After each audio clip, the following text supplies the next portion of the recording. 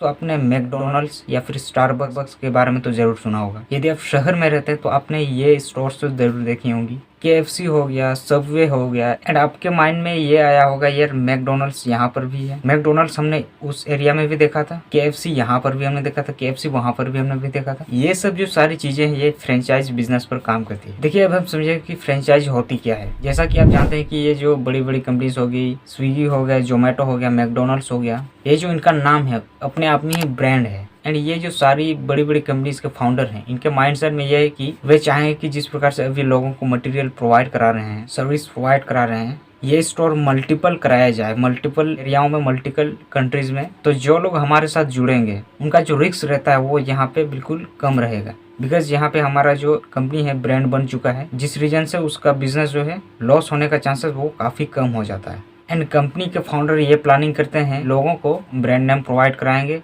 And उनके साथ एक फिक्स अमाउंट हम चार्ज के तौर पर लेंगे एंड उसके बाद जो है वो अपना खुद का बिजनेस शुरू कर सकता है। ये हुआ दोस्तों फ्रेंचाइज बिजनेस। तो दोस्तों अब हम बात करेंगे ये फ्रेंचाइज का जो है टाइप्स किस प्रकार से है। देखिए फ्रेंचाइज बिजनेस स्टार्टअप करने के लिए आप खुद भी कर सकते हैं। इसके लिए आपको क्या करना है, आप किसी भी फील्ड में आप बिजनेस करना चाहते हैं, लाइक हो गया फूड इंडस्ट्री में आप बिजनेस करना चाहते हैं तो आप जोमेटो या फिर स्विगी या फिर मैकडोनल्ड्स जैसी कंपनी के साथ टाइप्स करना होगा। अब दोस्तों बात करेंगे एडवांटेज के बारे में, प्रॉफिट के बारे में। देखिए दोस्तों सक्सेसफुल होने का जो चांसेस वो काफी हाई है एंड यहाँ पे आपको कंपनी की तरफ से फुल गाइडेंस दी जाएगी किस प्रकार से अपना बिजनेस रन करना है। एंड यहाँ पे आपको मार्केटिंग का प्रेशर भी नहीं रहता है, यानी कि आपको कोई मार्केटिंग की जरूरत नहीं पड़ेगी, ये मार्केटिंग वगैरह खुद कंपनी करेगी। और देखिए दोस्तों यदि आप ये स्टार्टअप खोलना चाहते हैं तो छोटा सा फंड होना तो बहुत जरूरी है। जी दोस्तों देखिए दोस्तों यदि आप खुद का स्टार्टअप लगाओगे वहाँ पे आपको कोई गारंटी नहीं रहती है कि आप वहाँ पे एक ही बार आपने स्टार्टअप लगा दिया और आप 100% प्रॉफिट करने लग जाओ,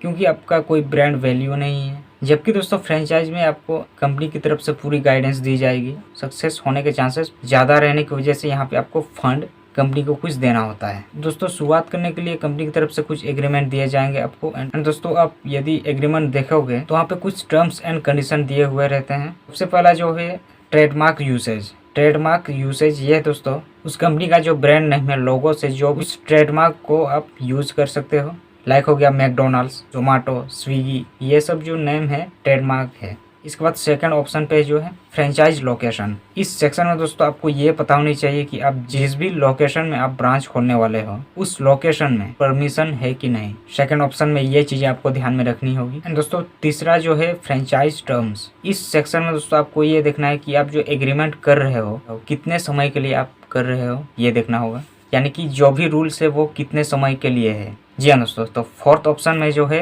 रिस्पॉन्सिबिलिटीज ऑफ फ्रेंचाइजर, यानी कि training requirements, product and service restriction, requirement related to participating in the business, यानी कि ये चीजें जो है कंपनी रिस्पॉन्सिबिलिटी लेगी। तो दोस्तों उम्मीद है आपको समझ में आया होगा कि फ्रेंचाइज बिजनेस क्या होती है एंड हम इसको शुरुआत करने के लिए क्या क्या चीज़ों की रिक्वायरमेंट पड़ेगी। उम्मीद है मैंने सारा चीज़ें एक्सप्लेन करने की कोशिश करा है और आपको समझ में ज़रूर आया होगा। वो आज के लिए इतना ही, मिलते हैं नेक्स्ट वीडियो में, तब तक ले जय हिंद जय भारत।